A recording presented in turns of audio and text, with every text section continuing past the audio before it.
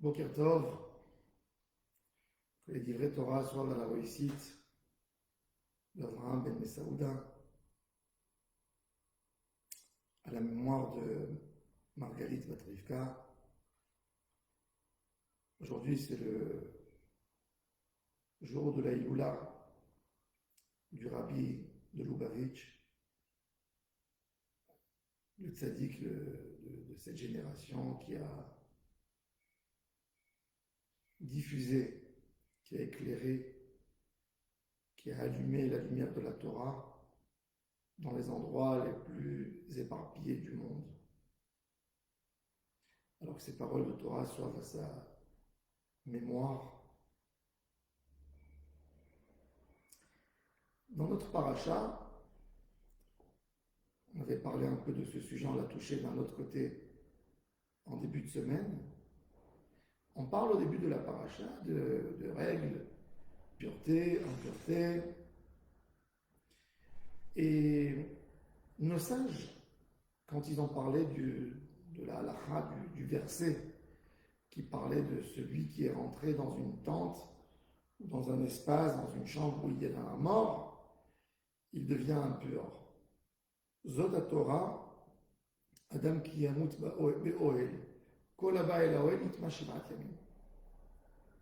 Quand quelqu'un rentre dans cette tente, dans cet espace, dans cette chambre, il devient impur. Et nos sages ont changé la signification du texte et ils l'ont interprété d'une autre manière. Ils ont dit, celui qui veut acquérir la Torah, il doit se tuer pour la Torah. Zot rukat Torah, Adam ki yamut, en divrei Torah niknim, et la lemi shememit atzmo alem. Les paroles de Torah ne se font pas acquérir seulement à celui qui est prêt de mourir pour la Torah. D'abord, cette notion de mourir pour la Torah, ça veut dire quoi? Et pourquoi on a mis le lien de la Torah avec ce texte qui parle d'impureté de la mort? La mort et toutes sortes de cas qui amènent l'homme à l'impureté sont liés avec un manque d'action. La définition d'un mort, c'est qu'il n'est plus actif. Il ne fait plus rien. Il ne fait plus rien. Il ne travaille pas. D'ailleurs, on a emprunté ce nom de mort, pas forcément à des humains, celui qui vit, même à des machines. Ça se dit, c'est fréquent de dire la machine est morte, la voiture est morte, le téléphone est mort. C'est-à-dire, il ne fait plus son potentiel, ce qu'il devait faire. La grande maladie de l'humanité, c'est de ne pas faire son potentiel, ne pas faire les choses pour lesquelles l'homme a été créé. On peut voir un homme, que Dieu nous en préserve, qui est un légume. À l'âge de 50 ans, il est devenu légume. Il est resté 10 ans, 15 ans légume. Et après, il a quitté le monde. En réalité, il a quitté le monde le jour où il a arrêté de respirer. Mais il est mort déjà 15 ans avant. Du moment où il n'est plus actif, où il n'appartient plus à la société, c'est un homme mort. C'est pas qu'un légume. On peut élargir un peu plus et comprendre qu'un homme peut manger, boire, parler, sortir, se promener, avoir des enfants peut-être, nourrir une famille, mais quand même il est mort. Parce qu'il ne fait pas son potentiel, il ne fait pas ce qu'on demande de lui.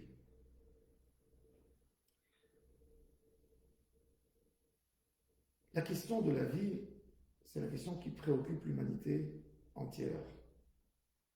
On a des jeunes au début de leur vie, ils se posent la question plusieurs années, qu'est-ce qui me convient? Qu'est-ce que moi je devrais faire dans ma vie? Qu'est-ce qui est le mieux à faire pour moi? Et cette question, elle vient parce que l'homme, à la base, a bien compris qu'il est là pour un certain moment et qu'il ne faut pas perdre le temps. Mais combien de fois on perd le temps et on brûle le temps et on le détruit? C'est pour ça que dans le judaïsme, le plus grand vol qu'un homme peut voler à quelqu'un, c'est pas de l'argent, c'est pas de l'or, c'est pas des bijoux, c'est le temps. Gezelsman. Le vol du temps, il est irrécupérable. Tu ne pourras jamais rendre à quelqu'un le temps que tu lui as pris. Tu ne peux pas lui prolonger sa vie de 24 heures. Tu ne peux pas lui prolonger sa vie d'un mois, même pas d'une heure. De l'argent, quelqu'un qui a pris, il peut rendre de l'argent. Mais si quelqu'un a volé à l'autre le temps, c'est terrible. Il ne peut pas rendre. Et la Torah, toute la Torah, elle est là pour nous donner la notion du temps. C'est pour ça que toutes les mitzvot de la Torah sont limitées au temps. Toutes les mitzvot arasées, beaucoup de mitzvot arasées, chez Azeman Geraman, que le temps les amène. Dans la vie de l'homme, tu te lèves le matin, tu dois faire Kiryat Shema. Tu as un délai pour Kiryat Shema. Tu as un délai pour la prière du matin. Quand tu manges, tu as un délai pour faire Birkat Hamazon, 72 minutes. Tu as un délai pour mettre le talit et les tefilines. Tu ne peux pas mettre le talit et les tefilines la nuit. Tu as un délai pour Mincha, comment tu peux commencer, quand tu peux finir. Tu as un délai pour Moussaf. Tu as un délai pour Arbit. Tu as un délai pour Kiryat Shema la nuit. Tu as un délai du Shabbat. Tu as un délai de Yom Tov. Tu as un délai de Pessah. Tu as un délai de Sukkot. Énormément d'autres mitzvot. Toutes elles sont liées à un temps. On a la Shemitah, on a le jubilé. Tout est lié au temps. Et on a des bilans dans la Torah en chaque moment pour comprendre qu'on ne pas passer notre vie et ne pas perdre notre temps. Le Gaon de Vilna n'avait pas vu sa sœur 15 ans. Sa sœur est venue, c'était la grande émotion. La femme du Gaon de Vilna a préparé une très belle table. Le Gaon de Vilna était en train d'étudier, il est rentré, il a salué sa sœur, il était vraiment content. Et puis après quelques minutes qu'il était assis, il s'est levé, il a dit « Ma sœur, au revoir ». Il dit « Mais on s'est vu 5 minutes ». Il dit « Tu sais, regarde ma barbe, la barbe est blanche. La vie, c'est pour se préparer. On travaille. On perd des milliards chaque moment qui n'est pas utilisé pour son potentiel. Alors évidemment, je n'ai pas dit de ne pas saluer la famille, mais tout avec limite. Le temps est précieux. Le Chafetz Chaim, jamais il mettait des chaussures avec des lacets. Toujours des chaussures sans lacets, une sorte de mocassin. Une fois, un de ses élèves lui a dit « Rabbi, pourquoi tu ne mets pas des chaussures à lacets? Tu habites dans un endroit où il y a beaucoup de boue. Et puis les chaussures qui n'ont pas de lacets, ils s'élargissent, ça ne tient pas bien le pied. Toi, à ton âge, tu devrais mettre des chaussures. » Il a dit « Regarde, j'ai fait le compte. Pour chausser les chaussures le matin quand il y a des lacets et pour les enlever, c'est 5 minutes par jour. J'ai multiplié par 365 jours dans l'année, ça fait 1500 minutes dans l'année. Ça fait des mois sur une vie. Donc, j'ai pas envie de perdre ce temps. Et je mets des chaussures sans lacets. Calculer les minutes. À propos du Chafetz Chaim, il y avait un rav à la yeshiva qui était très malade. Et les élèves, ils se sont dit entre eux, ils ont pris un conseil d'un rav qui pouvait donner de leur vie à leur rav, comme que Adam a donné pour David. Un homme peut donner de sa vie pour quelqu'un d'autre. peut demander, peut proposer à Kadosh Baruch Hu. Et ils ont fait une liste, ils l'ont accroché sur la porte du Beth Midrash. Qui veut donner de sa vie pour le Rav? Et puis il y avait des élèves qui étaient très dévoués, qui adoraient leur Rav, et ils ont écrit 1 mois de vie, 2 mois, 10 jours, 20. Et les élèves sont partis pour montrer cette feuille au Chafetz Chaim pour lui poser la question combien il était prêt de donner pour son collègue. Il leur a dit c'est un sujet très lourd, il faut prendre une décision. Venez chez moi demain, je vais penser la nuit combien je peux lui donner. Ils se sont dit le Chafetz Chaim qui aime tellement tout un Israël, il va donner quelque chose d'important. Le lendemain, ils sont venus. Il a pris le stylo, il a écrit sur la feuille qu'il donnait 5 minutes de sa vie. Et les élèves l'ont regardé étonnés. Comment 5 minutes, il y a des qui ont donné 3 mois. Il dit, vous donnez parce que vous ne comprenez pas quel est le potentiel de la vie. Qu'est-ce qu'on peut faire en 5 minutes? Qu'est-ce qu'un homme peut faire? Le Chafetz Chaim a fait un compte simple que pour l'étude de la Torah.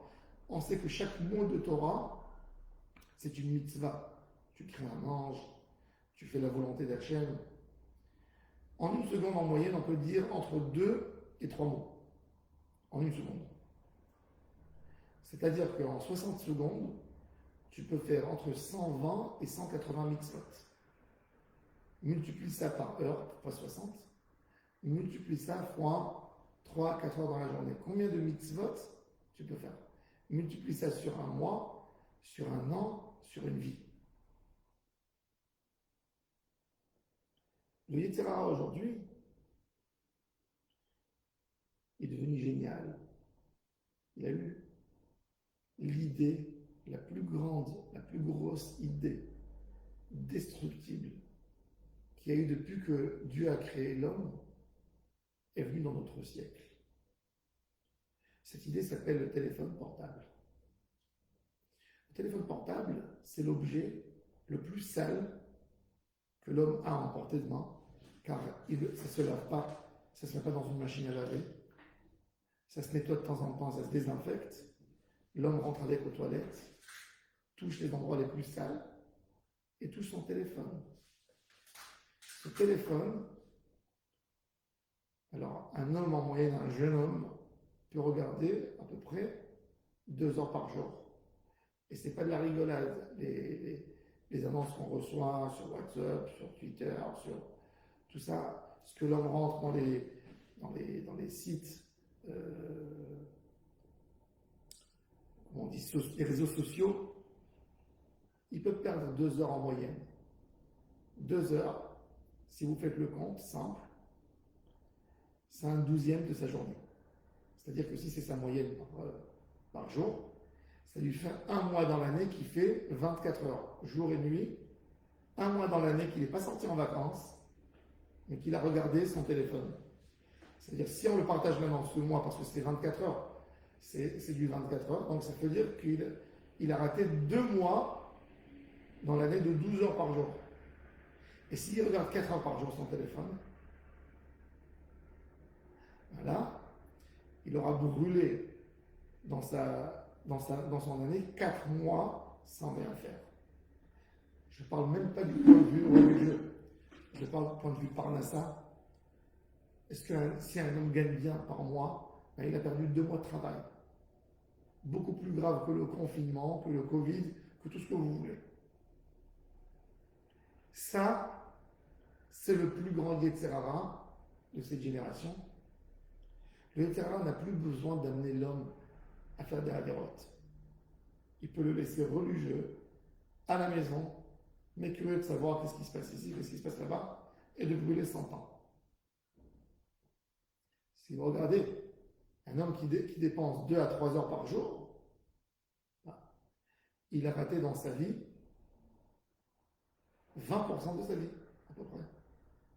Entre 15 et 20% de sa vie accordée à des informations. À l'époque, Si un homme lisait le journal, il le lisait 20 minutes dans la journée. Il entendait une émission de radio pour savoir ce qui s'est passé. Il voit une émission, il voit les informations. Il a perdu une demi-heure dans sa journée. Il a perdu une demi-heure dans sa journée. Et de perdre autant. Et c'est pour ça que la Torah, elle nous a donné la notion, elle a dit, quand tu parles de la vie, de la mort, qui est un grand moment de réflexion, comprends que le seul secret, la seule chose qui peut t'aider pour apprécier ta vie, pour comprendre, à ne pas perdre le temps, à ne pas le brûler, c'est l'étude de la Torah. Et c'est pour ça que la seule chose qui peut guérir la mort, c'est que l'homme devient invalide, qu'il ne produit plus, c'est la Torah. Qui ne le laisse pas mourir en étant vivant. Parce qu'il y a des morts qui marchent sur deux pieds, qui parlent, et qui n'ont pas un linceul sur eux, mais c'est des gens morts. Et la Torah nous dit, pour pouvoir étudier, pour pouvoir comprendre et vraiment vivre, c'est mourir pour la Torah, c'est dévouer dans ce secret, le secret de la vie, le secret du temps. La Torah est liée au temps, pour nous donner la notion, et pour comprendre qu'est-ce qu'on doit faire chaque moment et chaque instant dans notre vie. Je vous souhaite à tous et à toutes très bonne fin de semaine. Shabbat Shalom Mevorach. Que le mérite de tous les tzadikim nous protège. Que le mérite de Rabbi Menachem Mendel Schneerson protège tout un Israël. Et que Akadosh Baruch Hu nous envoie très prochainement Mashiach Tzidkenu Bekarov. Amen.